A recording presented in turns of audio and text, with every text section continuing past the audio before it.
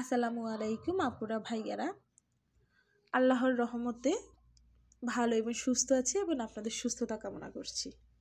আপনারা যেখান থেকে আমার ভিডিওটি দেখছেন আপনাদের সকলের প্রতি আমার আন্তরিক ভালোবাসা ও অভিনন্দন। আশা করি ভালো ও নিরাপদ আছেন। সর্বপ্রথম কৃতজ্ঞতা জ্ঞাপন করি যিনি আমাদের সৃষ্টি করেছেন এবং ভালো রেখেছেন, আলহামদুলিল্লাহ। আমি আশাবাদী আপনাদের উপরে না টেনে আমার পুরো ভিডিওটি দেখবেন এবং লাইক কমেন্ট শেয়ার করে আমার পাশেই থাকবেন। আমার চ্যানেলটি সাবস্ক্রাইব করে আমার আরেকটি নতুন পরিবার হবেন। এতে করে আমার সবগুলো নতুন ব্লগ ভিডিওর নোটিফিকেশন সবার আগে আপনার কাছেই পৌঁছাবে।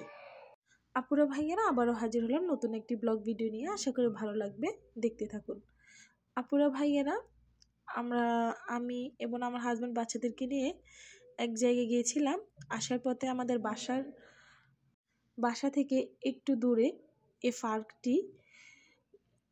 আমার বাচ্চারা আসার সময় ওর বাবাকে বলতেছে, বাবা আমরা এখানে একটু নেমে পার্কটা একটু দেখব। যদিও এখানে প্রচুর শীত, এখানে নামা যায় না। উনি বলতেছে না নামতে হবে না, ঠান্ডা লেগে যাবে। পরে আমি বলছি দাও একটুখানি, সমস্যা নাই, 4-5 মিনিট একটু দেখে ঘুরে ফিরে পরে আমরা আবার চলে আসবো, গাড়িতে উঠে আমরা আমাদের বাসায় চলে যাব। পরে উনি বলতেছে আচ্ছা ঠিক আছে যাও।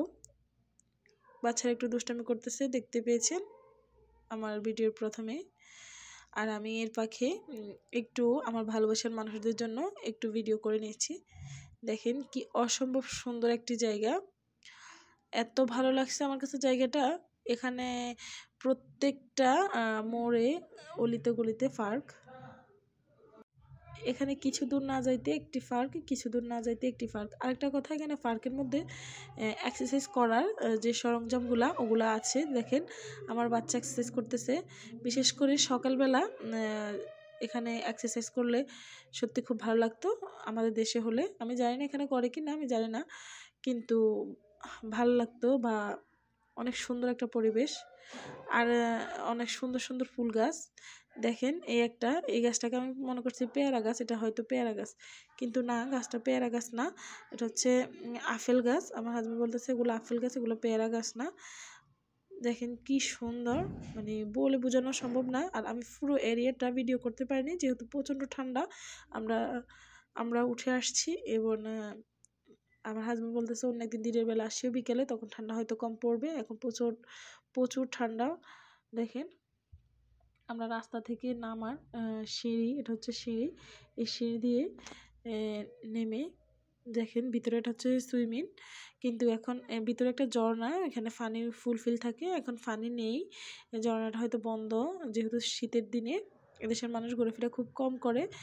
আর গরমে দেশের সৌদিয়ানরা গরমে সারা রাত্রি বাইরে থাকে, ওনারা বাইরে ঘুরেফেরা করে, বাচ্চা কাচ্চা নিয়ে আসে এবং ওখানে খেয়ে দিয়ে সকাল ফজরের রক্তে ওনারা বাসায় যায়, দিনের বেলা ঘুমায়, রাত্রেবেলা ওনারা বাইরে আড্ডা দেয় পরিবার পরিজন নিয়ে।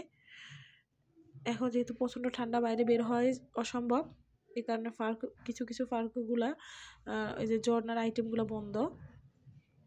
এখানে একদম পানি ভরা, এখন পানি নেই। দেখেন এটা শুকনো, একদম শুকানো, অনেক সুন্দর একটি পরিবেশ সত্যি, বিশাল বড় পার্ক। আমরা যেহেতু খুব কম সময় ওইখানে ছিলাম, এই কারণে পুরো ভিডিওটি করতে পারিনি, দুঃখিত। ইনশাল্লাহ অন্য আরেকদিন আসবো, এসে আপনাদের জন্য পুরো ভিডিওটি করব। দেখেন অনেক সুন্দর, যেহেতু শর্ট টাইম এই কারণে আমি অল্প কিছু ভিডিও করে নিছি। আমার স্বামী ডাকাডাকি করতেছে চলো উঠে আসো, ঠান্ডা লেগে যাবে। পরে আমরা চলে গেছি। এই দেশে মানে এত সুন্দর সুন্দর পার্কগুলা, আমাদের দেশে তো প্রত্যেকটা পার্কে যাওয়ার সময় টিকিট কাটা লাগে, টাকা দিয়ে ঢোকা লাগে, কিন্তু এই দেশে সেরকম কোনো সিস্টেম নেই। দেখেন বসার জন্য কি সুন্দর জায়গা করে দিয়েছে ওনারা।